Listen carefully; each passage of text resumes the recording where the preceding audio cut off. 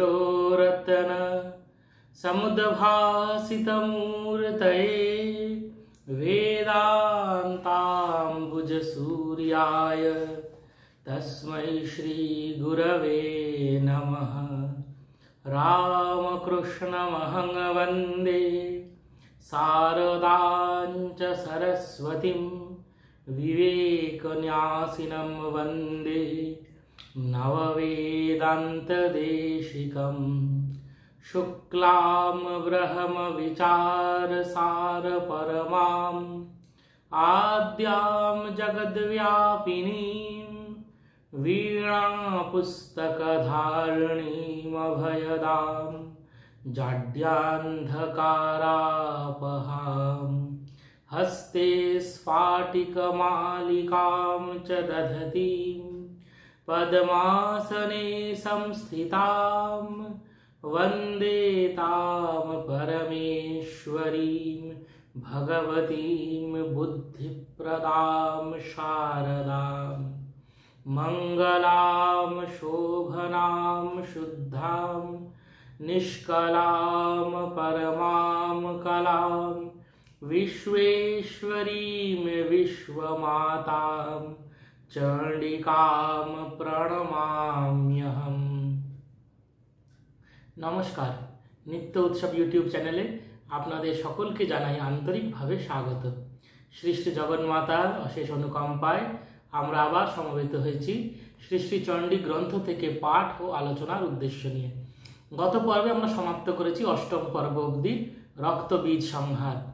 আজকে আমরা শুরু করব নবম অধ্যায় থেকে। নবম অধ্যায়তে যেখানে নিশুম্ভ সংহার আমরা দেখছিলাম যে শুম্ভ নিশুম্ভ দেবী কৌশিকীর কাছে একের পর এক তাদের অসুর সৈন্যকে প্রেরণ করছেন এবং তারা দেবীর হস্তে নিহত হচ্ছে। এইবার স্বয়ং রণাঙ্গনে রাজকনিষ্ঠ নিশুম্ভ সে অবতীর্ণ হবে।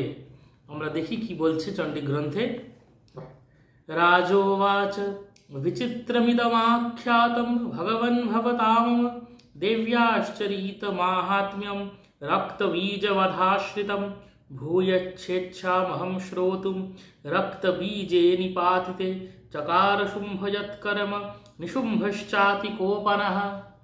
এবার রাজা সুরথ ঋষির উদ্দেশ্যে বলছে যে বিচিত্র আখ্যান আপনি শ্রবণ করালেন, যে দেবীর মাহাত্ম্য, যে রক্তবীজকে আশ্রয় করে যে দেবীর চরিত্রের মাহাত্ম্য আপনি শ্রবণ করালেন, তা অতি মনোহর। এবার আমার ইচ্ছা হচ্ছে ঋষিবর শ্রবণ করবার যে এই রক্তবীজ নিপাতিত হতে দেখে শুম্ভ নিশুম্ভ এবার কি করলো, তারা কি করলো সেই কথা এবার আমাকে শ্রবণ করান।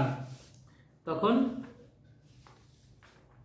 ঋষি বলছেন, ঋষিরুবাচ চকার কোপম অতুলম রক্তবীজে নিপাতিতে শুম্ভাসুর নিশুম্ভশ্চ হতেষ্বন্যেষু চাহবে। তখন ঋষি বললেন যে রক্তবীজ অন্যান্য অসুরগণকে নিহত হতে দেখে শুম্ভ এবং নিশুম্ভ প্রচণ্ড ক্রুদ্ধ হলো। ক্রুদ্ধ হয়ে কি করলো? হন্যমানং মহাসৈন্যম বিলোক্যামর্ষমুদ্বহন অভ্যধাবদ নিশুম্ভোথ মুখ্যয়াসুরসেনয়া তস্যাগ্রতস্তথা পৃষ্ঠে পার্শ্বয়শ্চ মহাসুরঃ সন্দৌষ্টুষ্টপুটাঃ ক্রুদ্ধা হন্তুম দেবীপায়যুঃ। তখন তারা বিপুল সৈন্য নিয়ে এবং তাদের সেই সকল সৈন্য নিহত হয়েছে দেখে ক্রোধান্বিত হয়ে অসুরগণকে নিয়ে দেবীর সম্মুখে যুদ্ধ করবার জন্য অভিধাবিত হলো। এবং সেই অসুরগণ তারা কিরকম? তারা সন্দৌষ্টুষ্টপুটাক্রুদ্ধ, মানে দাঁত দিয়ে ঠোঁটটা চেপে রেগে মেগে, মানে সন্দোষ্ট ওষ্ঠ, ওষ্ঠ মানে নিচে, এটা তো সেটা দাঁত দিয়ে যদি এরকম চেপে ধরে সেটাকে সন্দোষ্ট। সন্দোষ্ট ওষ্ঠ ক্রুদ্ধ আমরা মহিষাসুরের ধ্যানে পাই। সন্দোষ্ট ওষ্ঠ পুটং তথা শূল ভিন্ন তনুং শ্যামম ধ্যায়চ্চ মহিষাসুরম। মহিষাসুরদের মূর্তিটা যে আমরা দেখি দেবীর দিকে তাকিয়ে আছে, একদম ওই দাঁত বার করে ওই নিচের ওষ্ঠকে দন্ত দ্বারা দমন করে রেখে তাকিয়ে রয়েছে, সেই রকম রূপটা। তাহার সম্মুখে পশ্চাতে এবং উভয়ে চতুর্ধারে দুই ভাইয়ের অসুরগণ পরিবৃত হয়ে তারা দেবীর সঙ্গে যুদ্ধ করতে গেল। আজগাম মহাবীর্য শুম্ভোপি स्वबलैर्भृतः निहन्तुं चण्डिकां कोपात् कृत्वा युद्धन्तु मातृभिः ततो युद्धम् अतीवासीत् देव्या शुम्भ निशुम्भयो शरवर्षमतीवोग्रम মেঘয়োরিব বর্ষত। এবং মহাশক্তিশালী এই সৈন্য সকল পরিবেষ্টিত হয়ে তারা মাতৃগণের সঙ্গে এবং চণ্ডিকাকে বধ করবার উদ্দেশ্যে আগত হলো এবং যুদ্ধে প্রবৃত্ত হলো। এবং তারা এমন তীর বর্ষণ করতে লাগলো, সে তাতে দেখে মনে হচ্ছে যেন যে শরবর্ষমতীব অগ্রং মেঘয়োরিব বর্ষত, যেন মেঘ থেকে বৃষ্টি পড়ছে, সেরকম করে তীরের বর্ষা হতে লাগলো। চিচ্ছেদস্তান সরাম স্তাভ্যাম চণ্ডিকাসৌ শরোৎকরৈঃ তাড়য়ামাস চাঙ্গেষু শস্ত্রৌঘৈরসুরেশ্বরৌ। চণ্ডিকা তখন সত্বর কি করলেন, নিজের বাণ সমূহ দ্বারা শুম্ভ নিশুম্ভের দ্বারা ক্ষিপ্ত যে সকল বাণ তা নষ্ট করলেন, ছিন্ন করলেন এবং দৈত্যের সমস্ত দেহে অস্ত্র প্রহার করলেন।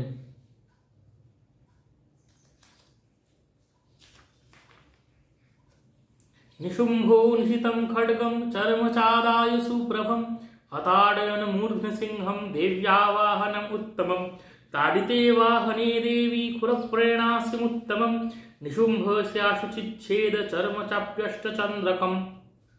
এবার নিশুম্ভ যখন শুম্ভকে দেবী সমস্ত অঙ্গে অস্ত্রাঘাত করেছে, প্রচণ্ড ক্রুদ্ধ হয়ে দেবীর দিকে ধাবমান হলো এবং খড়গটা দিয়ে প্রথমে দেবীর বাহন সিংহর মস্তকে একটি খড়গাঘাত করলো এবং খড়গাঘাত করার সঙ্গে সঙ্গে দেবী প্রচণ্ড ক্রুদ্ধা হলেন।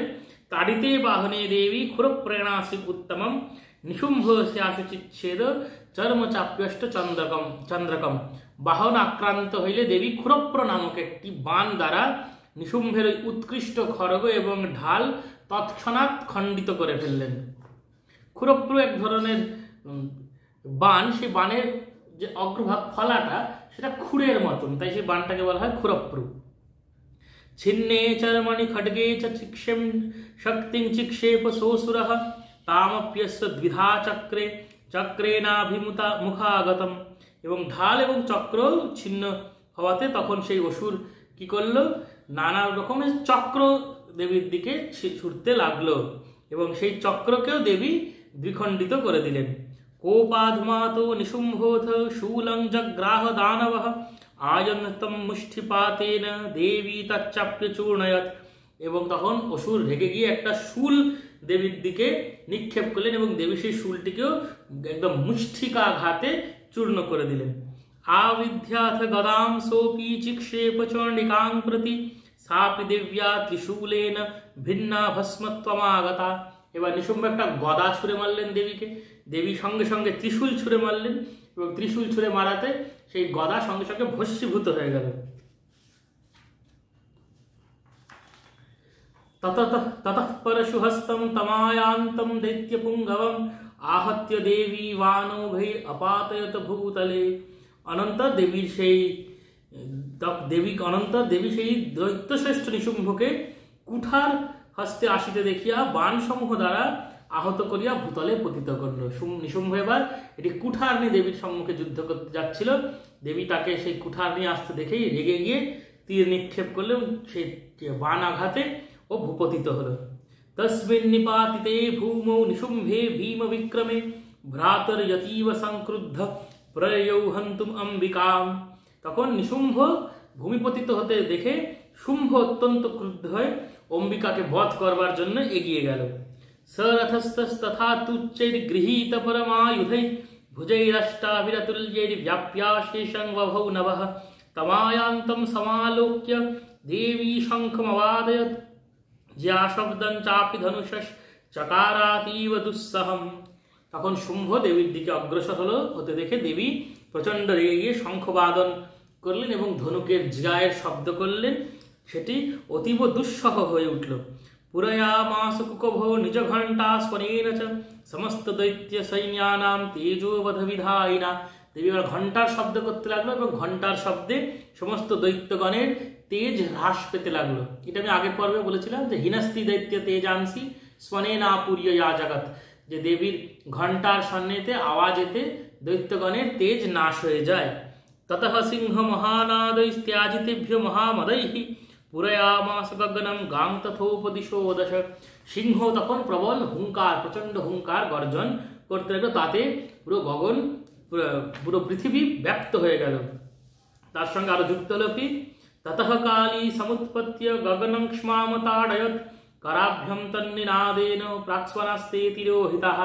তখন দেবী কালী চামুন্ডা তিনি আকাশের মার্গে একটি লম্ফ প্রদান করে আবার ভূমিতে এসে পড়লেন এবং তার হস্ত দ্বারা যে ভূমিটাকে তিনি আশ্রয় করলেন, আঘাত করলেন ওই পর্বার সময়, তাতে এক এমন শব্দ হলো যে অন্য সকল শব্দ যেন তিরোহিত হলো ওই প্রবল শব্দে। অট্টাট্টহাসমা শিবম শিবদূতী চকার তৈ শব্দেরসুরাস্ত্রেষু শুম্ভ কোপম পরম যজৌ। তখন দেবী অপরাজিতা বা শিবদূতী তিনি অট্টহাসি করতে লাগলেন। অশিব, অট্টহাসম অশিবম, অশিব মানে অমঙ্গলজনক। তার হাসিটা এমন অমঙ্গলজনক সূচিত হলো শুম্ভ নিশুম্ভের কাছে, তাদের বিনাশকাল উপস্থিত।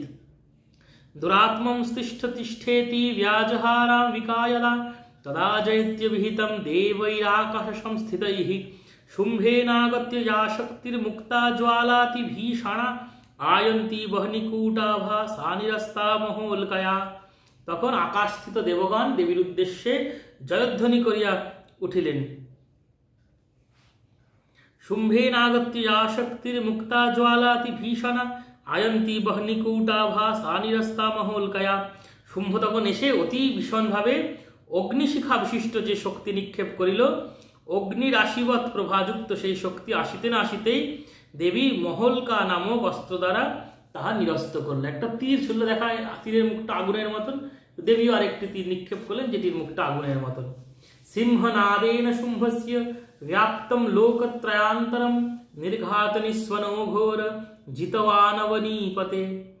তখন সিংহ এমন চিৎকার করতে লাগলো, সেই শুম্ভাসুরের সিংহনাদে ত্রিলোকের মধ্যস্থল পরিব্যাপ্ত হলো। প্রচণ্ড আকস্মিক উৎপাত ধ্বনিতে তাহা অভিভূত হইয়া গেল। তখন সিংহর মতন চিৎকার করতে লাগলো শুম্ভ। শুম্ভ মুক্তান শরান দেবী শুম্ভস্তৎ প্রহিতান শরান চিচ্ছেদ শরৈরুগ্রৈঃ শতশোষ সহস্রশঃ। তখন দেবী তীর নিক্ষেপ করে শুম্ভের সকল অস্ত্র নষ্ট করতে লাগলো। ততঃ সা চণ্ডিকা ক্রুদ্ধা শূলেনাভিজঘানতম সততা বিহতো ভূমৌ মূর্ছিতো নিপপাতঃ। চণ্ডিকা দেবী ক্রুদ্ধ হয়ে শুম্ভের এই উৎপাত দেখে ত্রিশূল নিক্ষেপ করলেন। দেবীর শূলাঘাতে তখন সেই শুম্ভ ভূপতিত হলো, মূর্ছিত হয়ে, মৃত হয়নি, মূর্ছিত হয়ে ভূপতিত হলো। ততো নিশুম্ভ সংপ্রাপ্য চেতনামাত্মকার্মুকঃ আজঘান শরীর দেবীম কালীম কেশরিণাম তথা। তখন নিশুম্ভ সংজ্ঞালাভ করে, আগে তো নিশুম্ভ মূর্ছিত হয়েছিল, তখন শুম্ভ যুদ্ধ করতে আসলো। এবার শুম্ভ যখন ওই হলো মূর্ছিত হলো, তখন নিশুম্ভ আবার যুদ্ধ করতে এসেছে, ধনুক দ্বারা দেবীর দিকে স্বর নিক্ষেপ করতে লাগলো। পুনশ্চ কৃত্বা বাহূনাময়ুতম দনুজেশ্বরঃ চক্রায়ুধেন দিতিজশ্ছাদয়ামাস চণ্ডিকাম। তখন সেই দিতিজ মানে নিশুম্ভ অযুত বাহু ধারণ করিয়া চক্রাস্ত্র দ্বারা চণ্ডিকাকে আচ্ছাদিত করল। মানে অযুত বাহু, প্রায় 10,000 হস্ত, সেই 10,000 হস্ত ধারণ করে প্রত্যেক হস্তে একটি চক্র নিক্ষেপ করে দেবীকে পুরো আচ্ছাদিত করলো চক্র দ্বারা। ততো ভগবতী ক্রুদ্ধা দুর্গা দুর্গার্তি নাশিনী চিচ্ছেদ তানি চক্রানি স্বশরৈ সায়কাংশ্চ তান। দেবী তখন তীর নিক্ষেপ করে তার সকল চক্র ছেদন করে দিল। ততো নিশুম্ভ বেগেন গদামাদায় চণ্ডিকাম অভ্যদাবদ বৈ হন্তুম দৈত্যসেনা সমাবৃতঃ। অনন্তর দৈত্যসেনা পরিবেষ্টিত হইয়া গদা গ্রহণ পূর্বক চণ্ডিকাকে বধ করিতে সবেগে ধাবিত হল নিশুম্ভ। তস্যাপতত এবাশু গদাম চিচ্ছেদ চণ্ডিকা খड्गेन শীতধারেণ সচশূলং সমাদদে। আসিতে না আসিতে, যতক্ষণে আসছে না আসছে ততক্ষণে চণ্ডিকা তীক্ষ্ণ খড়গ দ্বারা ওই গদা ছেদন করলো, করে নিজে হস্তে শূল গ্রহণ করলো। শূলহস্তম সমায়ান্তম নিশুম্ভম অমরার্দনম হৃদি বিব্যাধ শূলেন বেগাবিদ্ধেন চণ্ডিকা। তখন নিশুম্ভ একটি শূল নিয়ে দেবীর সঙ্গে যুদ্ধ করতে আসলো। তখন দেবী প্রচণ্ড ক্রুদ্ধা হয়ে নিজের চণ্ডিকা শূলহস্তে আগমনকারী দেবপীড়ক নিশুম্ভকে সবেগে ঘূর্ণিত শূল দ্বারা হৃদয়ে বিদ্ধ করিলেন। ওর হাতেও শূল, দেবীর হাতেও শূল, দেবী নিজের শূলকে একদম ঘুরিয়ে নিয়ে ওর হৃদয়ে বিদীর্ণ করলেন। ভিন্নশ্চ তস্য শূলেন হৃদয়ান্নিশ্রিতোপরঃ মহাবলো মহাবীর্য তিষ্ঠেতি পুরুষো বদন তস্য নিষ্ক্রামতো দেবী প্রহস্য স্বনবৎ ততঃ শিরশ্চিচ্ছেদ খड्गेन ততো সাবপতদ ভুবি। তখন ওই অসুর নির্গত হওয়া মাত্রই দেবী সশব্দে উচ্চ হাস্য করিয়া খड्ग দ্বারা তাহার মস্তক ছিন্ন করিয়া ফেলিলেন। তখন সে ভূতলে পতিত হল।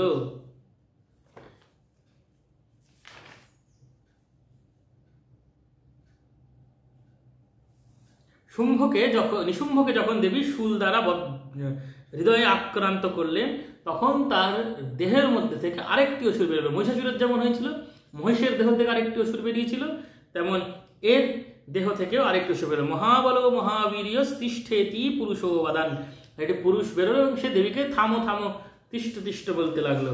সেই সময় দেবী কি করলেন, খड्ग বার করে খड्ग দিয়ে সেই নতুন যে অসুর জন্মেছিল তার মস্তক ছেদন করলেন। ততঃ সিংহশ্চখাদোগ্র দংষ্টাক্ষোণ শিরোধরান অসুরাংস্তথা কালী শিবদূতি তথা পরান। তখন সিংহ তার তীক্ষ্ণ দাঁত দ্বারা সেই অসুরের গ্রীবাদেশ চূর্ণ করলেন এবং সমস্ত অসুরদেরকে ভক্ষণ করতে লাগলেন। কৌমারী শক্তি নির্ভিন্না কেচিন্নেশ্বর মহাসুরাহ ব্রহ্মাণী মন্ত্রপূতেন তোয়েনান্য নিরাকৃতাহ। আবার একই রকম ভাবে সমস্ত যে অসুর ছিল তাদেরকে কৌমারী দেবী মারতে লাগলেন, ব্রহ্মাণী দেবী মন্ত্রপুত তৈয় দ্বারা তাদের হতবীর্য হতোদ্যম করে দিলেন। মাহেশ্বরী ত্রিশূলেন ভিন্ন পেতুস্তথা পরে वाराही तूर्णघातेन केचित् चूर्णीकृता भुवि खण्डं खण्डञ्च चक्रेण वैष्णव्या दानवाः कृताः वज्रेण च इन्द्रिहस्ताग्र विमुक्तेन तथा परे केचिद् विनेशुरस्पृहा केचित् नष्टा महाहवात् भक्षिताश्चापरे काली शिवदूती मृगाधिपैः। অষ্টম অধ্যায় যেমন দেখেছিলাম যে মাতৃগণ অসুর সংহার করছিলেন, এখানেও ঠিক সেই একই কথাই আবার বলছে যে মাহেশ্বরী ত্রিশূল দ্বারা, বারাহী তার দন্তাঘাতে তুণ্ডাঘাতে বিদারিত করছে, বৈষ্ণবী চক্রের দ্বারা, খड्गের দ্বারা, ঐন্দ্রী বজ্রের দ্বারা, আর যা যা অসুর বেঁচে থাকছে তাদেরকে কালী ভক্ষণ করছে। এরকম করে অসুর সৈন্যকে তারা ধ্বংস করতে লাগলো। নিশুম্ভ নিহত হলো এবং যে অসুররা বেঁচে ছিল তারা বধ হতে লাগলো। এইখানেতেই নবম অধ্যায় সম্পূর্ণ। ছোট্ট অধ্যায়, অল্প সময়তেই হয়ে গেল। আগামী পর্বে আমরা শুরু করব দশম অধ্যায় থেকে পাঠ ও আলোচনা। সকলে খুব ভালো থাকবেন, আনন্দে থাকবেন। ভগবতীর অপার আশীর্বাদ সকলের উপর বর্ষিত হোক এই প্রার্থনা করি। ওম শান্তি শান্তি শান্তি। হরি ওম তৎসৎ। শ্রী শারদার্পণমস্তু।